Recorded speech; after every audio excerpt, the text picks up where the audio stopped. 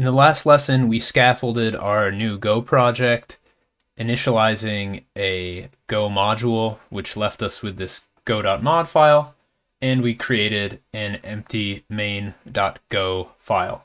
In this lesson, we'll start tackling the first technical requirement, and that is to have a daily cron job that fires exactly at the same time. Every Go file has a package declaration at the very top. In this case, this is package main. Then you might have some imports here. And in the case of the main.go file, we'll have our main function, which is just simply function main. Now, for cron jobs in Go, I like to use the popular robfig cron library. This library also enables us to set the cron job according to a specific time zone.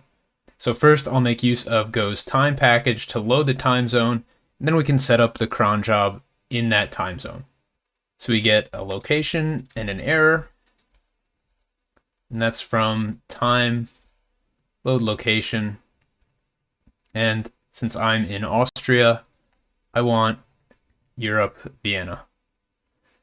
Then of course we need to check if the error is not nil. Then we're going to panic with that error, and otherwise we can continue on. Now, to set up a cron job with this package, all we need to do is call new with location, and we're going to pass in that location. Now we see with the linter, as soon as I make reference to this cron, the linter knows which package that I want to use. The one issue here is that this package isn't in our mod file yet. So if we hover over the import here, Go complains that there's no module providing this package. But luckily, the linter provides us with a quick fix, which is simply the install or the go get package command. So if we just click that, the package is installed. You should see your go.mod file modified, and then we can continue on with our code here. Now, to pass the actual cron timing, we need to add cronjob.addFunc, and this takes the standard Unix type cron identifier with 6 characters. And those are specifically the seconds, the minutes, the hours, the day of month, the month itself, and the day of week. In our case, I think a reasonable time, at least for me, is 8 a.m. every morning. So I will specify both 0 for the seconds and minutes, and then 8 for the hour. And then the second parameter to this addFunc is the function that we actually want to run. And for now, I'm just going to put an empty function there.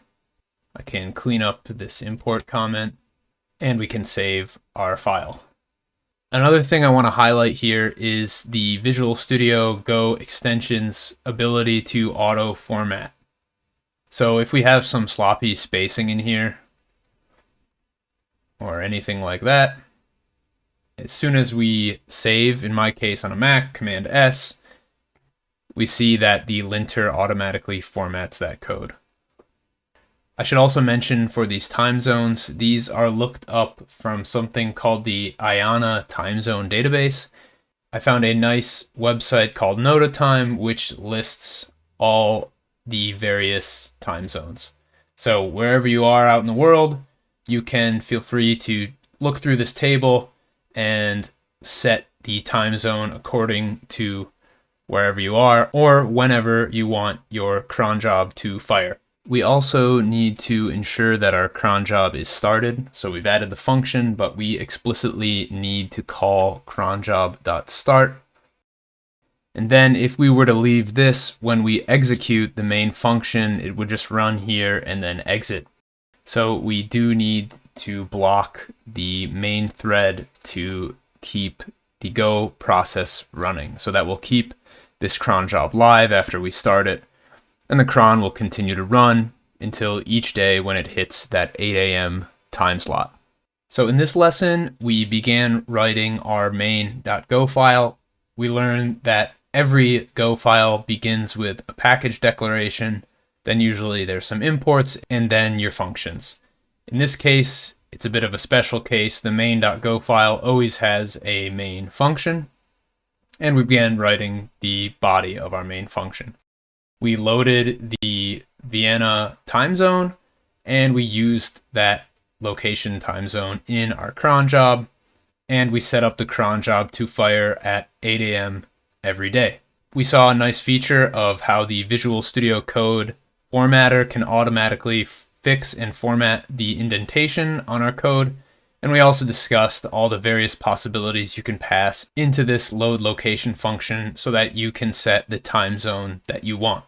In the next lesson, we'll get into building an HTTP utility function so we can start looking at how we're going to call the API URLs that we'll eventually add in the function body here of our cron job.